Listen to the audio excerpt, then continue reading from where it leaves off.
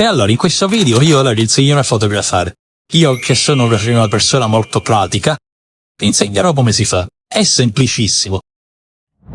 Questa è una classica Polaroid, come vedete, è una classica istantanea che ti fa le foto, le stampa. Io levo l'obiettivo, lo levo da questa rollerblade, lo rimetto nella Polaroid e faccio un fondo ripissimo. Chi dice che è senza obiettivo? E con questo senza obiettivo ci fotografo il mare, perché viene un colore molto profondo e si alza il livello. Infatti con queste lì qua io riesco a fotografare anche la luna, i satelliti di Giove, tutte queste fotografie di astrofisica.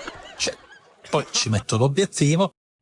Ecco, queste lì qua invece è una Nikon, diciamo, che tengo di riserva quando vado a fare i matrimoni, invece uso il cellulare. Il cellulare, diciamo, è più spesifisce, perché uso per i battesimi, i matrimoni, per tutte cose. Perché se io ci faccio tutte cose e veramente vengono foto fantastiche.